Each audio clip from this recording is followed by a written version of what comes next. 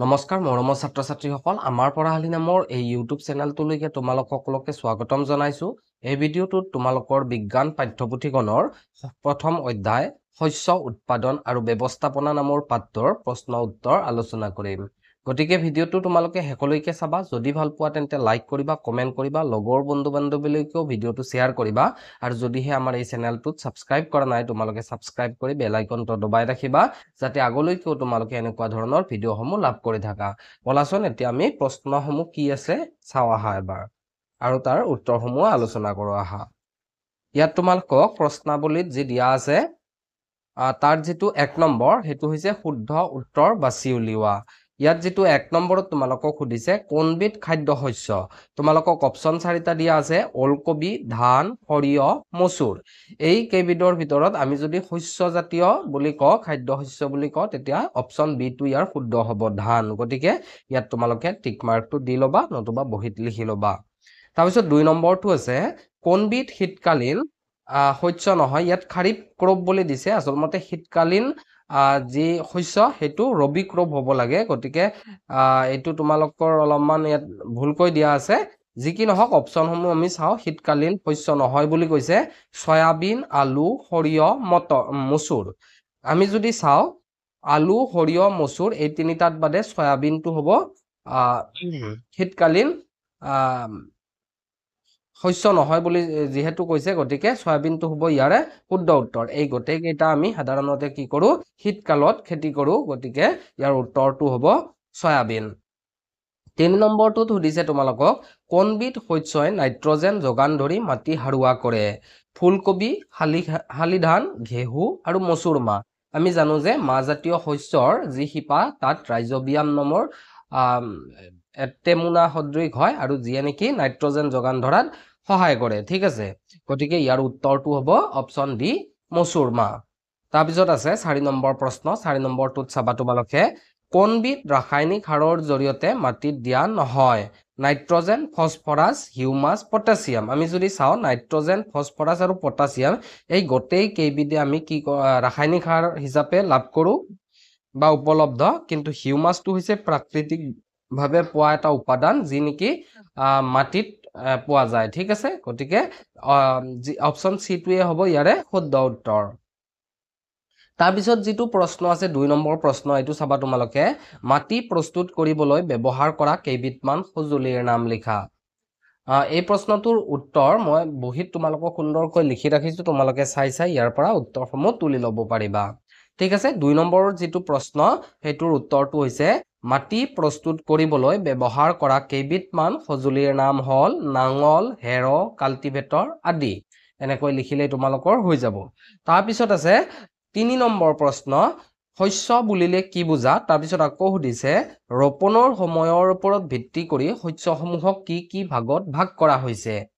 এই প্ৰশ্নৰ উত্তৰটো চাবা তোমালোকে শস্য বুলিলে কি বুজা। ইয়াৰ উত্তৰত লিখিছো এখন খেতি পথাৰত বিস্তৃতভাৱে একে প্ৰকাৰৰ উদ্ভিদ ৰোপণ কৰিলে তাক শস্য বোলে। ঠিক আছে, তাৰপিছত যিটো প্ৰশ্ন আছিল যে ৰোপণৰ সময়ৰ ওপৰত ভিত্তি কৰি শস্যসমূহক কি কি ভাগত ভাগ কৰা হৈছে, সেইখিনিত লিখিছো ৰোপণৰ সময়ৰ ওপৰত ভিত্তি কৰি শস্যসমূহৰ ভাগ দুটা। এটা হৈছে বৰ্ষাকালীন শস্য যাক খাৰিফ ক্ৰপ বুলি কোৱা হয় বা খাৰিফ শস্য, উদাহৰণ ধান, সয়াবিন আদি। তাৰপিছত আছে 2 নম্বৰ শীতকালীন শস্য যাক ৰবি ক্ৰপ বুলি কোৱা হয়, উদাহৰণ যদি আমি লওঁ ঘেহু, সৰিয়হ। ঠিক আছে, এনেদৰে তোমালোকে লিখি ল'ব পাৰিবা। তাৰপিছত যি 4 নম্বৰ কোৱেশ্চন, 4 নম্বৰ কোৱেশ্চনটোত তোমালোকক সোধা হৈছে দুটা জৈৱিক সাৰ আৰু দুটা ৰাসায়নিক সাৰৰ নাম লিখা। জৈৱিক সাৰ আৰু ৰাসায়নিক সাৰৰ নাম লিখিব দিছে। আমি এনেকে লিখিছো জৈৱিক সাৰ এটা হৈছে পচন সাৰ, আনটো হৈছে কেঁচু সাৰ। দুবিধৰ নাম লিখিছো আমি পচন সাৰ আৰু কেঁচু সাৰ। ঠিক তেনেকে ৰাসায়নিক সাৰ ইউৰিয়া, পটাছ, ফসফৰাছ এনেকে বহুত আছে, আমি ইউৰিয়া আৰু পটাছ লিখিছো। গতিকে তোমালোকে এনেদৰে লিখিব পাৰিবা। তাৰপিছত আছে 5 নম্বৰটো দুবিধ মাহজাতীয় শস্যৰ নাম লিখা। দুবিধ মাহজাতীয় শস্যৰ নাম উত্তৰটোত চাবা দুবিধ মাহজাতীয় শস্যৰ নাম হৈছে মাটিমাহ আৰু মচুৰ। ঠিক আছে, তাৰপিছত আমি যি 6 নম্বৰ প্ৰশ্ন হেতু চাইছো শস্যাৱৰ্তন বুলিলে কি বুজা। শস্যাৱৰ্তন যাক ইংৰাজীত ক্ৰপ ৰোটেশন বুলি কোৱা হয়।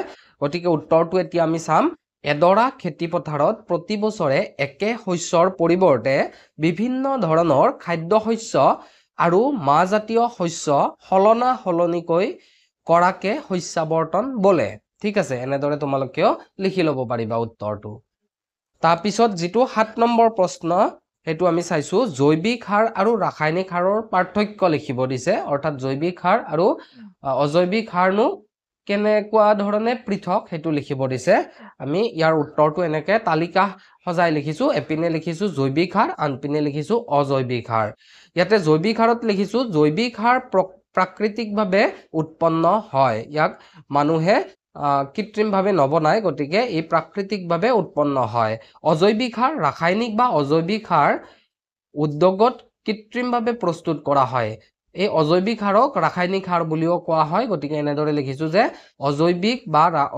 ৰাসায়নিক বা অজৈৱিক সাৰ উদ্যোগত কৃত্ৰিমভাৱে প্ৰস্তুত কৰা হয় তাৰপিছত আমি লিখিছো জৈৱিক সাৰত পোষক দ্ৰব্যৰ পৰিমাণ ৰাসায়নিক সাৰতকৈ কম হেহে আমি খেতি পথাৰত কি কৰিব লাগে জৈৱিক সাৰ বেছি পৰিমাণে দিব লাগে আৰু বেছি পৰিমাণে দিলেও ই কি নকৰে ক্ষতি নকৰে ঠিক তেনেকে ৰাসায়নিক সাৰত পোষক দ্ৰব্যৰ পৰিমাণ অধিক থাকে সেইকাৰণে পৰিমাণতকৈ যদি আমি অধিক দিও ই কেতিয়াবা কি কৰিব পাৰে আমাৰ মাটিৰ গুণাগুণ নষ্ট কৰিব পাৰে এই কথাখিনি আমি লিখিছো ইয়াতে জৈৱিক সাৰে মাটিত থকা পুষ্টি দ্ৰব্যৰ মান উন্নত কৰে তাৰপিছত লিখিছো ৰাসায়নিক সাৰৰ পৰিমাণ অধিক হলে মাটিৰ গুণাগুণ নষ্ট কৰে এনেকে তোমালোকে তালিকাখন লিখি লবা তাৰপিছত যিটো 8 নম্বৰ প্ৰশ্ন অপতৃণ কাক বোলে অপতৃণ নিয়ন্ত্ৰণ কৰাৰ দুবিধ সঁজুলি আৰু এটা অপতৃণনাশক দৰৱৰ নাম লিখা অপতৃণ মানে হৈছে আমাৰ যে খেতি পথাৰত বন গাজে সেই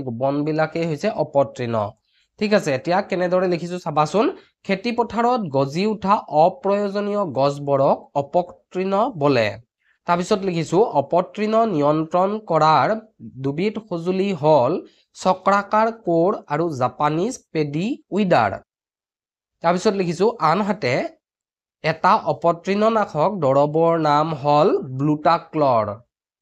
বুটাক্লৰ ঠিক আছে এনেদৰে লিখিবা তোমালোকেও তাৰপিছত যিটো 9 নম্বৰ প্ৰশ্নটোত সুধিছে তোমালোকক বীজ ছটিওৱা সঁজুলিৰ নাম লিখা আমি কেনেদৰে বীজ ছটিয়াব পাৰো হেতু লিখিব দিছে বীজ ছটিওৱা সঁজুলিৰ নাম হল সিড কভাৰিং ডিভাইস আৰু সিড ড্ৰিল মেচিন আদি এনেদৰে আমি দুবিধৰ নাম লিখিছো তোমালোকেও এই দুটা লিখি ল'ব পাৰিবা ঠিক আছে এতিয়া আমি 10 নম্বৰ প্ৰশ্নটো চাইছো 10 নম্বৰটোত ক অংশৰ লগত খ অংশ মিলাব দিছে আমি যদি এটো চাও এটো দিয়া আছে ৰাইজোবিয়াম এবিধ ব্যাকটেৰিয়া ইয়াৰ লগত মিলিব এটো ডি নম্বৰৰ লগত তাৰপিছত আছে শীতকালীন শস্য এটো হৈছে সৰিয়হৰ লগত মিলিব ই নম্বৰৰ লগত তাৰপিছত আছে সি নম্বৰ চক্ৰাকাৰ কোৰ বন নিৰনি দিয়া সঁজুলি অৰ্থাৎ আমাৰ যে খেতি পথাৰত অপতৃণ গজে হেতু উঠোৱাৰ কাৰণে বা নিৰনি কৰাৰ কাৰণে ব্যৱহাৰ কৰা সঁজুলি তাৰপিছত আছে বুটাক্লৰ হৈছে এবিধ